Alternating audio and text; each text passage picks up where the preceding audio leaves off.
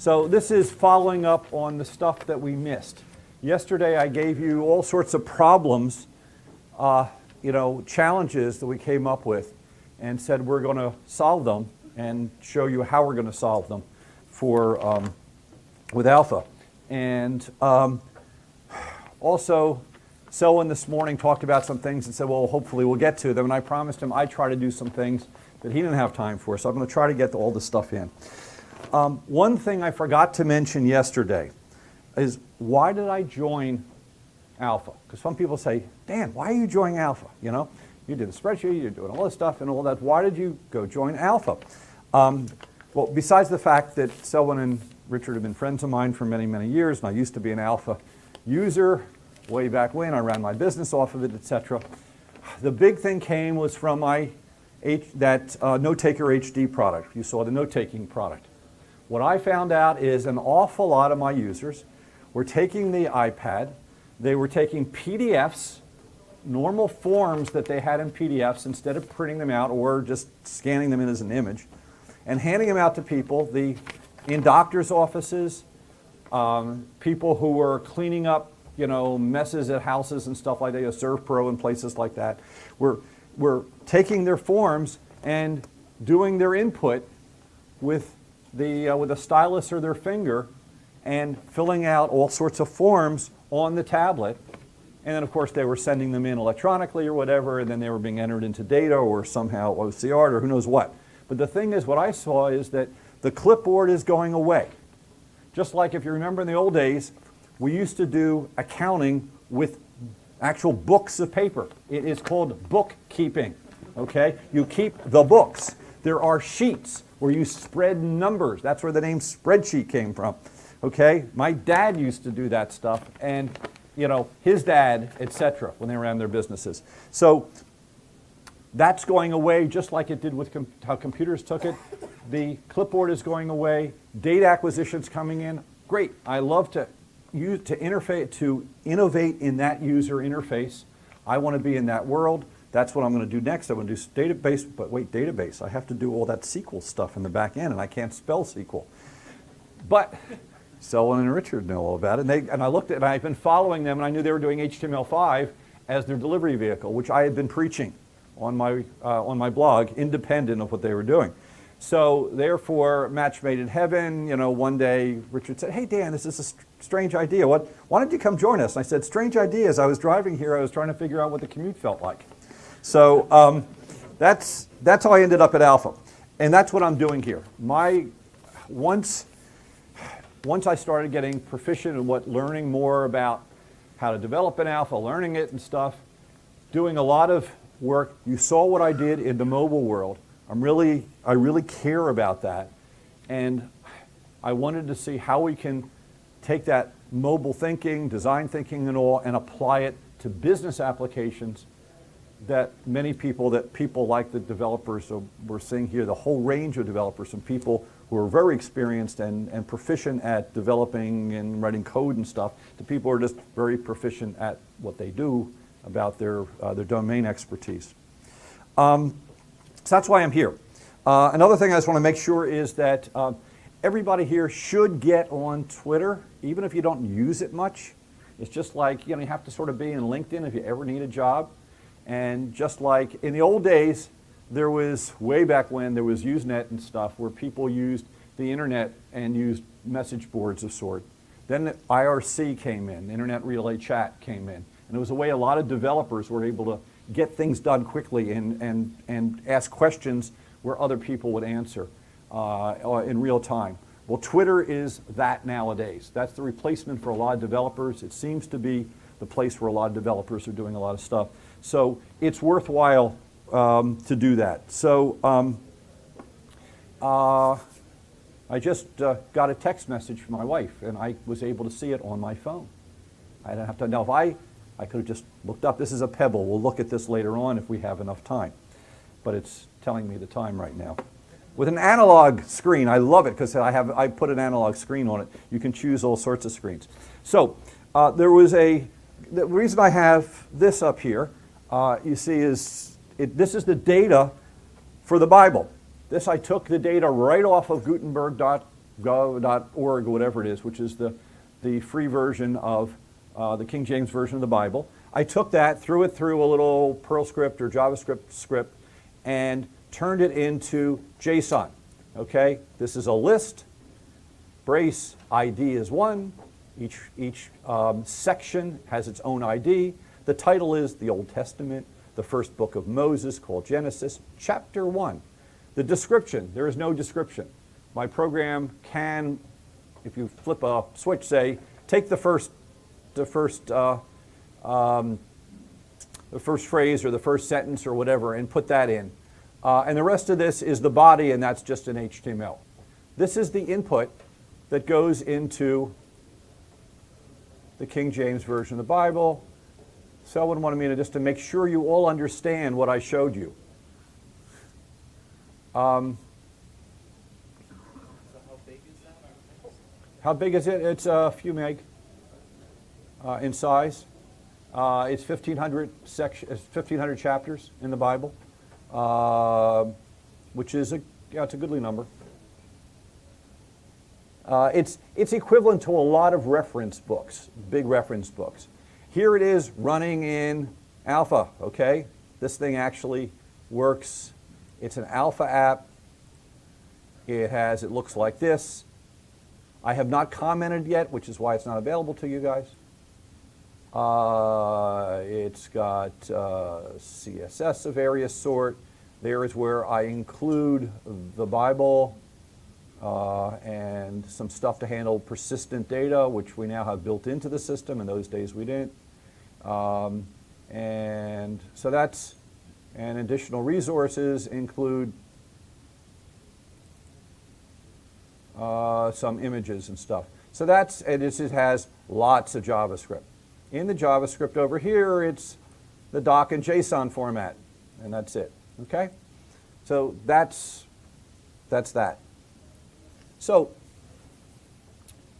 how many people here are, feel that they're very comfortable with and proficient with using JSON data and in JavaScript, even simple JavaScript?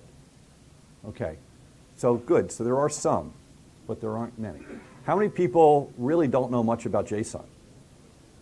Okay, and how many people here feel a little comfortable with CSS? They know about padding and border and stuff like that. How many people don't? Okay, and how many people are really good at CSS? They can do 3D transforms and stuff like that. I mean, they can, that spinning thing I did, they could figure, they're not afraid to figure that one out. Okay, you got a few who can figure it out. Okay. My daughter figured it out. That's the one who did it. She's my graphic designer. They're hard to find good designers. So how do I find them? I breed them. She has an MFA and, and stuff like that. So she only does this part-time so she can afford to do her art. So let me go into, I want to show you something. This is, going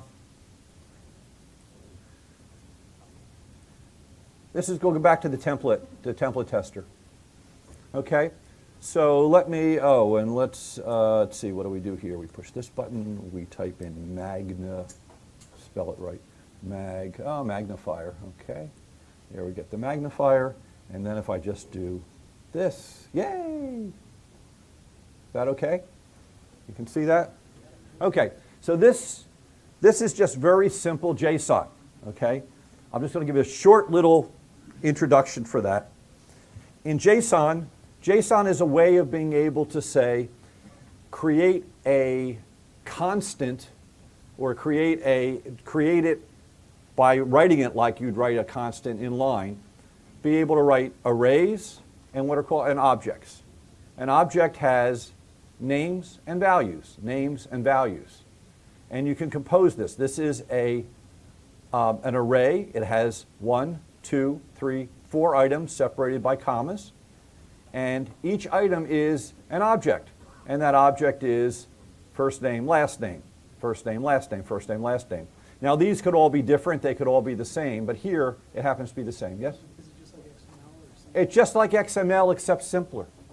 Okay? Notice there are no attributes, no, entities and all this other stuff. The thing here, the name can be a string. If it isn't a string, it just assumes it's a string. So you can put, if it's just a word, you can do that, and it doesn't use variable names. On this side, though, it does use variable names if you're in JavaScript. If you're just putting in a file, you've got to put constants there. So you have to put quoted strings like you do with JavaScript. It starts with a single quote or a double quote, ends with the same thing. Backslash, two backslashes mean a backslash, backslash n means a carriage, it means a new line, backslash r is a carriage return, backslash quote is a quote, backslash, so that's about it, okay? And so you can, it's just a simple way of doing it. What's nice is that in JavaScript, this works directly. You can say A equals this, and now A is this. And if you're used to XBasic, there are more verbose ways to do some of these things and less verbose ways of doing, there's similar stuff. Every language has a way of being able to write it. That's all it is, okay? There's more you can learn elsewhere, but I'm not going to go any further. A template is in our system, well, templates in general are some plain text and some things to insert. We use braces with the name of a variable to be able to say, put that in, go through this entire list. It's applied to go the first one, the second one, the third one, do it over and over again. Put first name, say name colon first name, space last name, okay? Oh, let's get rid of this, shouldn't be there. And then put in a BR, which means this is HTML, put a break. If I put in 2 BRs, I get 2 breaks. Nice and easy, okay? Notice how nice it is that as I'm typing, it's actually showing me things. So if I say over here, and right now there's no JavaScript, no CSS. If I go here and say, if you know HTML, there's a thing called a span. A span can have a class, just like all sorts of things can have classes. And let's end the span. So this just says, this is a group of text that's in line in the middle, and it has a class, and let's give it a class of first name class. Just call it that, right? Doesn't do anything, right? Because there's no first name class defined. But in CSS, I can go in here and say dot first name class, and first name class is let's say font, let's say color. As you type these, notice we're nice, it helps you remember what they are. Color, I can type it in, let's say like red. Oh, there it's red instantly. Is that nice? No, I don't like red. I want it to be green. Or I want it to be, let's say, this is RGB. I'll make it FF, AA, well, that's too bright. Let's make this 3.3 and 2.2. And now let's make it a little bit. You can play with, you can get these values from elsewhere. You can even put in stuff like RGB, what is it? Various values. There's all sorts of stuff you can put. Let's leave it as red, okay? And we'll say font weight is bold. Yay! So this is really cool. You can have CSS that's separate, and in your template you can just call it by names. You'll notice that when you go into Alpha in the list control has layouts, and the layouts you can choose from the pre-built ones, the templates you have, all are built with some built-in classes, but you can use your own classes. This is important for what we're about to do. Okay? So is this helpful? Yeah. Good. Okay. So this is a quick introduction. What? Oh, the template tester. There's a trick. Okay, let's go out. The trick is, it remembers what, in fact, the current version, it remembers the CSS, so you have to clear it out. There's a way of clearing it. That's fixed in the next release. Okay, you have to be at the Web Projects Control Panel. That's the trick. Then you go to Tools, and you go to Open Template Tester Window. Okay, there is Load Example. As Selwyn showed, there are lots of examples, and in the pre-release, and eventually in the real release, There's the samples that he showed before, those ones that he could switch just between them with the CSS. Those are in there. Okay? So that's that. Okay? Now, let me go to another project. Offline. No, let's not say that. And CSS demo. Let's learn a little more about CSS. Okay? I want to be able to change a lot of things at once. Okay? I want to be able to, it's called cascading style sheets, CSS, cascade. It goes through a list of finding what is the selector, like dot first name class is a selector, that's the class name, the type of entity it is, if it's a div or if it's an image and those brackets something. Each of those you can say, I want all my images to have a box around them, or I want to have, you can do that, but you can have definitions and definitions that take precedence over other ones, in different cases. So you can say, in general do this, but over here do it differently. That's the cascade of styles that is done. And let's use that cascade of styles. Okay? What I have here is I have a panel card. Let us zoom in. I have a panel card with 2 buttons. I have a container called outer div. And let's see, let's go here. It has an ID of outer div. It's in CSS it'll become a div division. Inside is some static text. The static text says, this is static text in bold that is being used as an example. It has inner div as its ID, as its alpha ID there. And that's it, okay? And if we do a preview, we see this. This is static text that's being used as an example. Ooh, it has a box around it. How did that happen? Okay. So we go over here and we look at properties and we go down to down here. And here is local CSS definitions. Double click on that. And we see that the inner div class has a background color that's white, a width of 100%, padding of 20% on the top, right, bottom, and left. It's always top, right, bottom, left. Okay? This is short for, instead of padding dash, top, padding dash, left. Text align is left, and the border is 1 pixel solid green. Okay? So, because that's what inner div is, and it says if have class.innerdiv, then do that. Okay? And if we go back here to controls, this is of class, innerdiv class. That was the class that was set. Nice and easy. You can set it right here, and you just find innerdiv class, double click, and there it shows up. Okay? So that's why it looks that way. But let's look at this button over here. This button over here says, get a pointer to the container. Okay, this I just pasted right in from doing the insert component method. Get a pointer to this. This gets a pointer to outer div. It's a variable called element, EL. And then set the class. EL.className is class 1. Okay, so outer div now went from a class of nothing to a class of class 1. Okay, and what was class 1? Oh, let's look at it in there. That's why not. We can go back here, double click on that. Class 1 says if I have, this is called, what's it called? Descendant selector. If I have a class 1, something with a class 1, and it encloses as a child or grandchild or whatever, any level down, a descendant, is inner class div, then make the background color pink and make the text align right.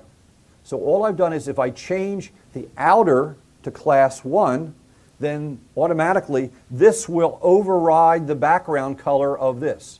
It'll override the text align of this. Likewise, I have class 2 as an inner div background blue, color white, font size bigger, font weight, text align center, okay? The same thing, class 3 is class 3, you can put commas between them to say do for both class 2 followed by this, or a class 3 with this inside of it does these, but this takes precedence for class 3, okay? It makes the line height 200%.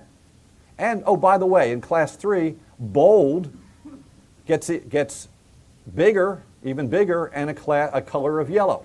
So these are all different. Now these could be different modes. If you're in a different mode, if you're in error, make certain things, change them around. All you have to do is set one at the top, and I'll show you how easy that is to do. Okay. So now if I go here and do a working preview, I do class 1, hey, look at that, it gets pink. Look at that, it gets blue background, and it's bigger text, and here we get that. Okay, and I can clear it back. Now, let's go up to something else. What's this really useful for? How do I use this a lot? How many people have used the responsive layout? Okay, so we have this wonderful thing, and I have videos about it and stuff, and Selwyn has incredible videos about it. I have why you need it, and Selwyn has how you use it. What it is it's a list of rules, like a rule name called landscape, saying if the screen orientation is landscape, that rule is true. If it's portrait, if the screen orientation is portrait, then portrait is true. I got this by saying load rule set, and there's a system one that I can load. But you can just add a rule and type them in, okay? And for each rule, you can put in actions, okay? So the actions, when you add an action, you can modify the properties of a panel layout.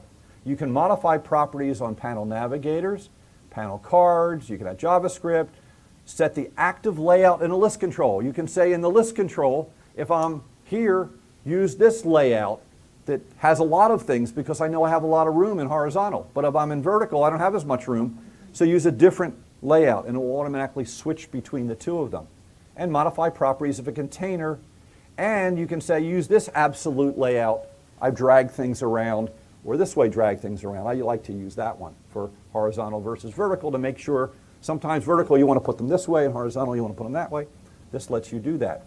And then so here I say landscape, add class names to add the class 3 if I'm in landscape.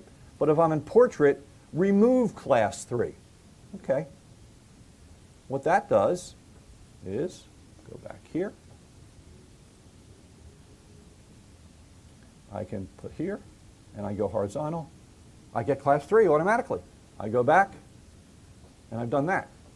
All I had to do was to change one thing on top, and it does all the CSS underneath. Very, very powerful. Okay. Now, a lot of responsive design is out that you'll see out in the internet uses what are called media queries. Media queries are in CSS. You get to have, if this is greater than, if the size is this, or if it's landscape, then put this CSS in. Otherwise, put this CSS in. The problem we have with that with Alpha is that that works on the real browser, and if you're in preview mode, it's looking at the real browser window, not in our simulated browser window. So that's an issue. The other issue is you can only change CSS stuff pretty much. With us, you can actually run JavaScript code. You can change nice things like, this is the one I like the best, the one I used. Let me go, well, I'll just show it here. If I put in, well, I don't have one here. If I had put in a panel navigator that's left to right, or a panel layout, that's a good one, left to right, you can then make it go top to bottom. That's what I used in my little spinner thing, because when you had it this way, there were two panels next to each other, and then when you turned it, when you had it horizontal, when you turn it vertical, then it made it top to bottom. There are a lot of those type of things that are already built in that are really easy. You don't have to do any JavaScript. You can just click a few. So that's why this is really useful. Okay. What are we up to? Okay, I've got another 20 minutes. Okay. So what I've covered is, I've covered descended selectors and responsive layout. I've done a demo of that. You can also do the following, just so you should know, because there are little books, little crib books you can get for CSS. One of these days I'm going to put an alpha ref. I have the source from O'Reilly to put it in when I get around to it, but I don't. You can say something like this. If I have something that says bold, and it also has a class of my bold, then make it font style italic. So this makes it also italic, but you could also say font weight of normal. Okay? So what this does is, if you happen to have a bold, when you say my bold, your bold becomes italic.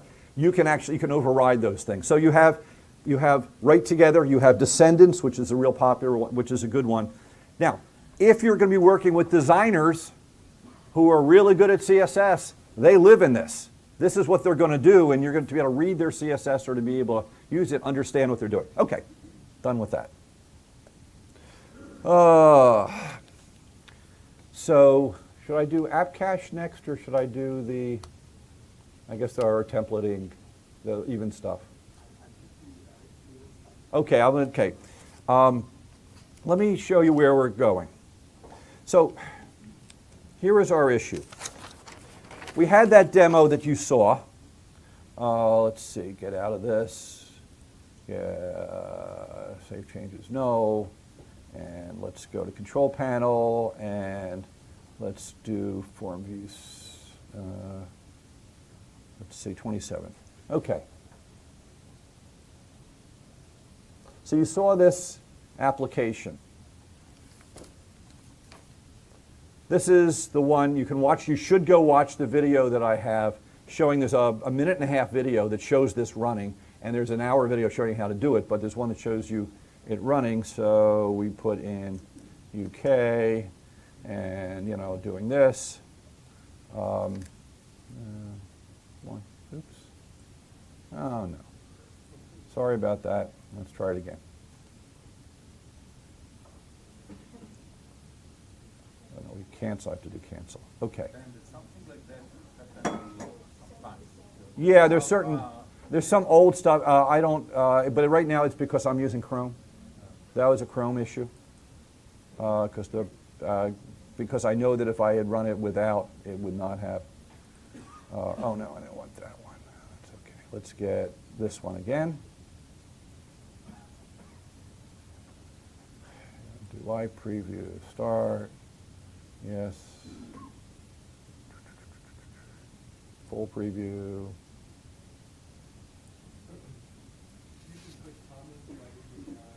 Oh, you can put comments / */ type of comments are allowed in CSS. Okay? In your layouts? The UX layouts, do we have comments? Oh, we put a comment thing in it so you can put comments in it. Okay. Okay, so you can put, what? I asked for it, right? I asked for it. Great minds think alike, right? Thank you. See, when we did this version of the app, this is a list control in the middle because I wanted something I could click on. It's really easy to update lists because you could take JSON and just send it to list and say populate, and it would show up. And I did stuff with, and I had my own, and I had the right type of a very smart template with ifs in it. You can have ifs in your templates, etc.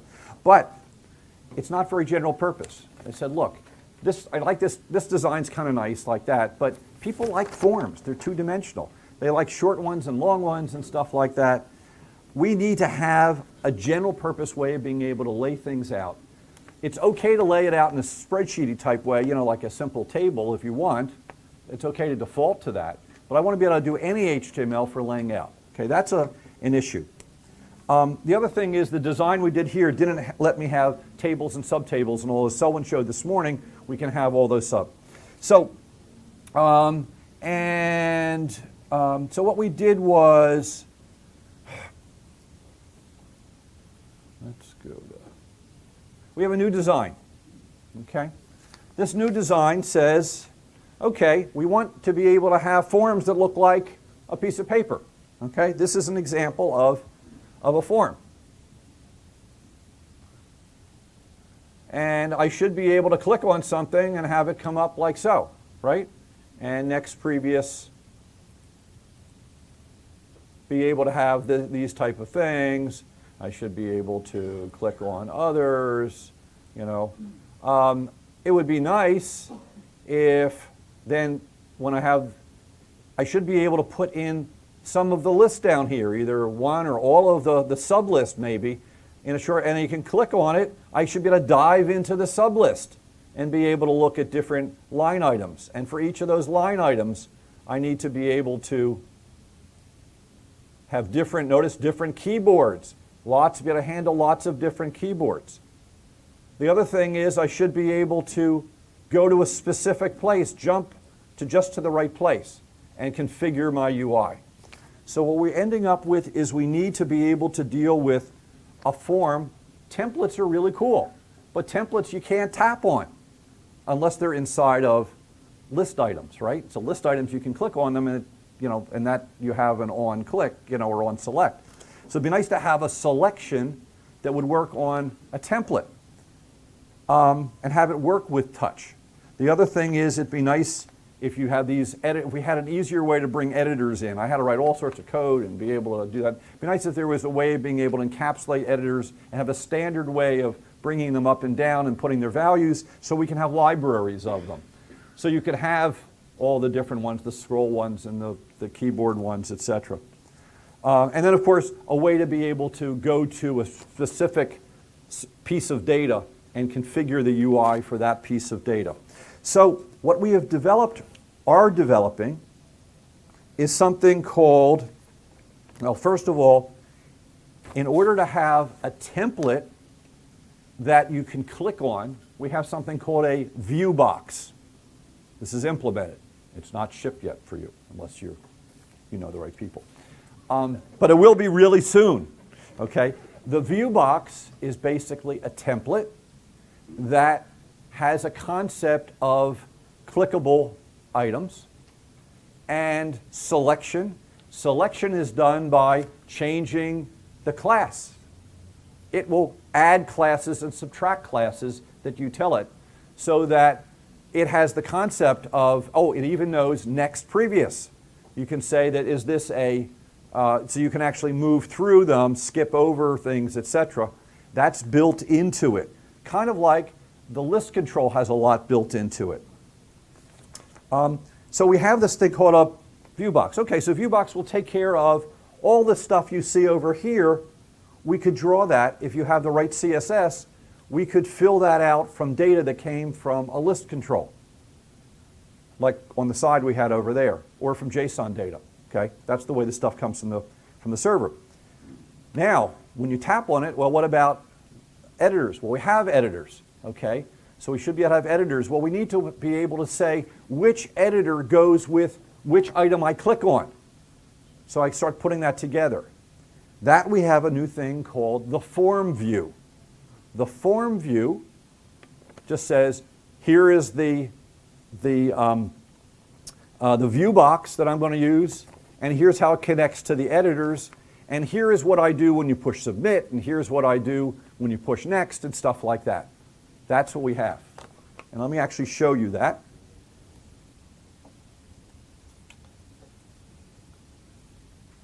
Let's see, Form View 7. This is much shorter than my other app that I just, remember this app was like forever, right? The code was, well, it has a lot of. We're trying to make it so that this will be very short. This is too long right now because the editors take up some space and stuff. We're going to make them smaller.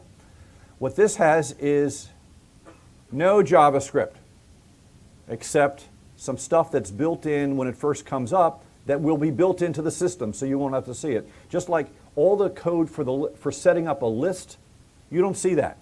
When it first comes up, it actually, if you look at the data that's there, there's all these objects that are created to make the list. It says, does it use layouts? Does it not use layout? What are the layouts? All those settings that you have, all that stuff is set up for you when you first come up. This is what will be set up about forms. So a form object, this will be done by a genie. You won't have to do it like it's done here by hand. You'll be able to use a builder to control it. Here's a form that gets its data from list. The list, it's from a list named list. Okay? On before commit, you can do this. On commit, these are events that you'll be able to click and be able to do those. This is, if something's dirty, add this class name. If it's a conflict, that's the classes that you'll put on things. The form has a view box, and here is a new view box called Form 1. Let's initialize its state. How many errors does it have? Does it have errors? Does it have conflicts? Is it dirty? It knows about these things. This will be built in. This concept of errors, errors and conflicts are two different, server side, client side, whatever. Dirty. Column info. Column ID, customer ID, uses editor sets 1, editor 1, and it says just ID is the username that shows up on the screen. Contact name, etc. Here is, there's a thing called an item.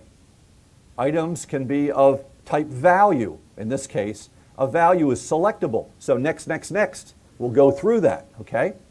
And add a thing called selected as the class name if it's selected, okay? And I'll write a CSS thing for that. And this is the thing that says, oh, if there are conflicts, and this one is conflicts, put that on, put an alert up because we don't handle it yet. Otherwise, in this implementation, otherwise, get the right value and create an editor from that. This will be built in. You won't need to do this. But basically, we're saying you can say what to do on a value type thing, on a save type thing. Right now, there's only one layout. But just like forms, you'll be able to have different layouts, and you can change the layout based on responsive stuff or all sorts of things that you want to do. So you can have different layouts depending on what customer it is, what their security level is, who knows, whatever you want. And the template is, here is div class form. Inside of that is class breadcrumbs, where it has customer ID, brace customer ID. The word delete is of class delete. Though this has sec, this has this, an unnumbered list, list item, company large full. This is what the designer said, I want these classes. I just copied from her and pasted them in. But what the genie will create is this magic thing called A5 item. It's an item of type value. So the view box can look at that and say, oh, that's something you can click on. And we'll call it company name. Its class is, this will be much shorter than it is here. It's a dialog object for get class name for this form, for this thing. And given the state, it'll put the right class on it. That's how you'll get it, green or red or whatever you want, whatever look you want to it. You can do that. And then it say, here's where I put my company name, and then here's where I put my customer ID. And when you run this, and basically, that's it, okay? So when I actually run this,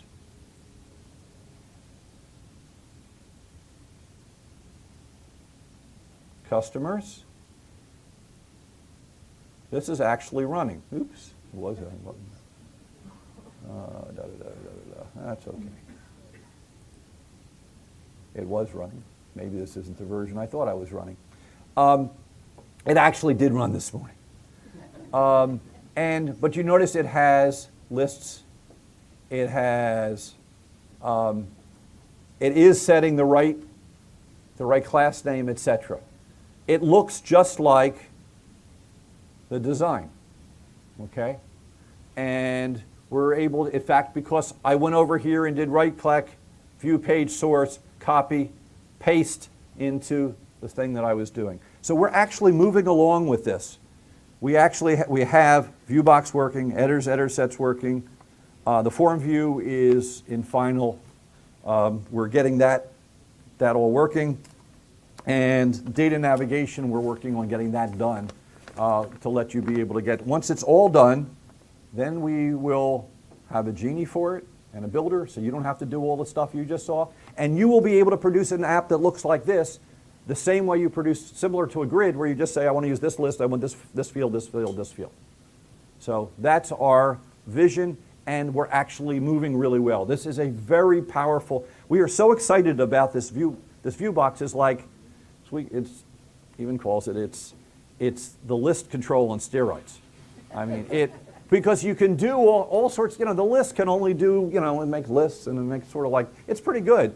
But this, the templating is so powerful with ifs and stuff like that, you can have all sorts of change. The goal was to be able to take something as rich as what this was, with 4 orders totaling this, from these dates, with these employees.